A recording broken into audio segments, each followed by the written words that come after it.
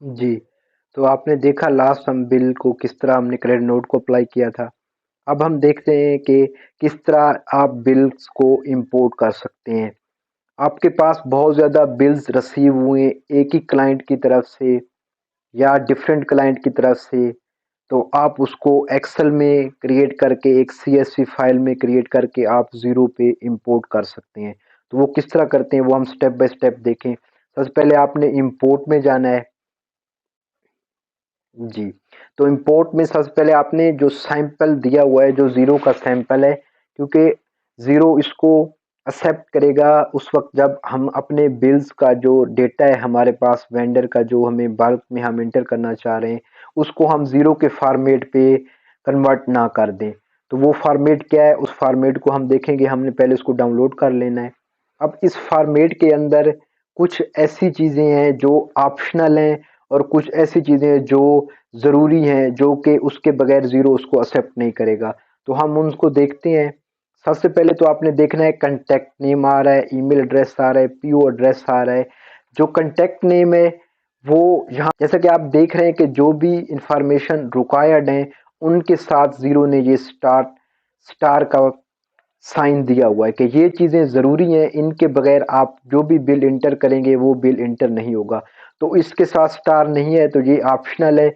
इस तरह फिर हम नेक्स्ट जा रहे हैं, ये सारे एड्रेस, ये एड्रेस की डिटेल है, उसके लाइन एड्रेस, पीओ एड्रेस वगैरह, ये चीज़ें हमारी ऑप्शनल हैं। इनको हम इंटर करना चाहें, इंटर ना करना चाहें, तो ये हमारे लिए ज़ीरो इसको एक्सेप्ट कर लेगा।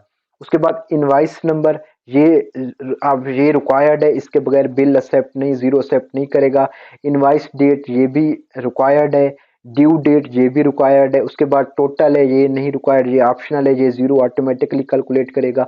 उसके बाद क्वांटिटी, कि आप अगर प्रोडक्ट खरीद रहे हैं तो आप उसकी क्वांटिटी इंटर करें। अगर आप सर्विसेज खरीद रहे हैं, आप कोई भी बिल पे जो क्वांटिटी आ रही है आपने वो इंटर करनी है यहाँ पे। उसके बाद आपने यूनिट अमाउंट को, जो आपकी यूनिट अमाउंट है कि आप जो क्वांटिटी खरीद रहे हैं वो किस यूनिट प्राइस पे खरीद रहे हैं वो आपकी रिक्वायर्ड है, उसके बगैर आपका बिल इंटर नहीं होगा। उसके बाद अकाउंट आ रहा है, अकाउंट भी आपका ज़रूरी है, अकाउंट कोड आपका, क्योंकि ज़ीरो ने अकाउंट कोड के ज़रिए उसको पिक करना है और रिकॉर्ड करना है, वो भी ज़रूरी है। टैक्स टाइप भी ज़रूरी है, आप टैक्स टाइप के बगैर भी बिल ज़ीरो में इंटर नहीं होगा। उसके बाद टैक्स अमाउंट, ट्रैकिंग, ये ट्रैकिंग हम बाद में देखेंगे। बेसिकली ट्रैकिंग हमारी क्लासेस होंगी, जो क्विक बुक्स के अंदर क्लासेस है, कि आपकी अगर डिफरेंट क्लासेस आपने ओपन की हुई हैं तो आप यहाँ पे वो क्लास इंटर करें तो बिल ऑटोमेटिकली उस क्लास के अंदर इंटर हो जाएगा। तो अभी हम जो चीज़ें रिक्वायर्ड हैं हम वही इंफॉर्मेशन फिल करेंगे। उसके बाद फिर हम नेक्स्ट स्टेप में जाएंगे, इसको अपलोड करेंगे और नेक्स्ट का प्रोसेस देखते हैं। तो चलते हैं, यहाँ पे मैंने एक ऑलरेडी एक सैंपल क्रिएट किया हुआ है, उसी सैंपल को हम एक दफ़ा देख लेते हैं, उसके बाद फिर हम इसको इंपोर्ट कर लेते हैं। जी, तो ये मैंने आप एक सैंपल क्रिएट किया हुआ है, एक्स वाई जी, जो कि आपने देखा अभी जिससे हमने प्रोडक्ट खरीदी है उसी से हम मज़ीद अपनी प्रोडक्ट खरीद रहे हैं। जो चीज़ें यहाँ पे रिक्वायर्ड है मैंने सिर्फ वही इंफॉर्मेशन फिल की है और उसी बेस पे हम इनको अपलोड करेंगे। तो मैंने कॉन्टैक्ट नेम में उस वेंडर का नाम लिख दिया, इनवाइस नेम सेम नज़र आ रही है क्योंकि हमने एक ही इनवाइस पे डिफरेंट क्वांटिटी खरीद रहे हैं। हम एक ही इनवाइस पे अपनी जो प्रोडक्ट है वो खरीद रहे हैं और उसकी क्वांटिटी, उसकी इनवाइस डेट मैंने डाली है जो आज की डेट है। उसके बाद फिर मैंने ड्यू डेट डाली है।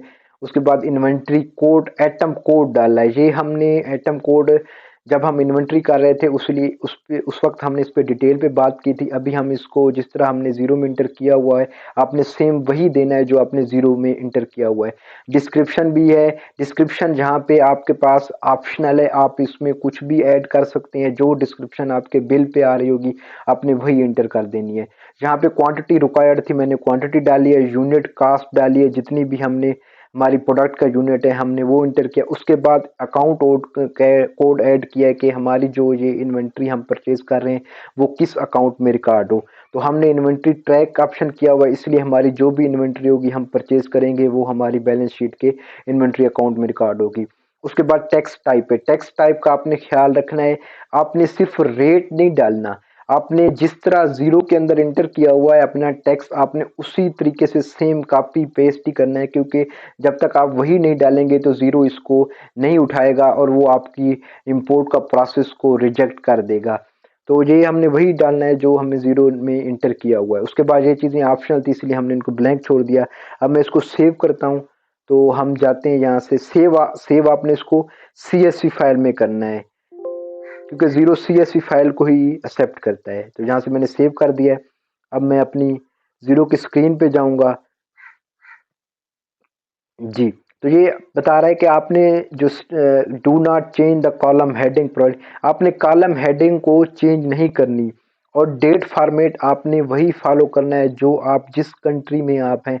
आप USA में हैं तो वहाँ पे मंथ पहले आता है, डेट बाद में आती है। तो अगर आपने बिजनेस वहाँ पे ओपन किया हुआ है तो आपने उसी फॉर्मेट के मुताबिक डेट इंटर करनी है।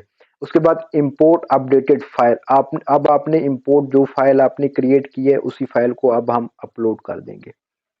जी, तो मैंने ये फाइल क्रिएट की हुई थी इंपोर्टेड बिल जीरो, तो मैं इसी फाइल को अब अपडेट कर दूंगा, अपलोड कर दूंगा। उसके बाद पूछ रहा है would you like to update contact address detail.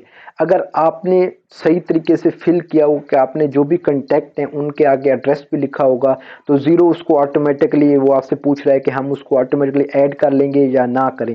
तो ये हमारे पास ऑप्शन है no, ignore all addresses, yes update contact imported with import address. तो ये आप अगर आप ऐड करना चाहें या ऑलरेडी आपने अपने कंटैक्ट को ऐड किया हो तो आप इसको नो कर सकते हैं। उसके बाद वो पूछ रहा है is the unit amount fill tax exclusive inclusive और एक्सक्लूसिव, क्योंकि हम शुरू से एक्सक्लूसिव के साथ चल रहे हैं इसीलिए हम यहाँ पे टैक्स एक्सक्लूसिव सेलेक्ट करेंगे। उसके बाद मैं कंफर्म पे क्लिक करूंगा, तो हमारा जो भी बिल है वो हमें बता देगा। अगर कोई चीज़ आपने गलत की है तो जहाँ पे वो एरर शो कर देगा। हमने जो जीरो का फॉर्मेट था हमने उसी को फॉलो किया, इसीलिए हमारा कोई एरर नहीं आया, तो उसने एक्सेप्ट कर लिया है। तो जब हम कंप्लीट इंपोर्ट पे करेंगे तो हमारे पास एक बिल इंटर हो जाएगा, वो हम परचेज ओवरव्यू में जाके देख लेते हैं। जी, तो ये अब हमारे पास इंटर हो गया। अब ये हमसे नेक्स्ट पूछ रहा है सबमिट टू अप्रूवल या अप्रूव। जी, तो मैंने बिल ओपन कर दिया है, अब मैं इसको यहाँ से अप्रूव करूंगा।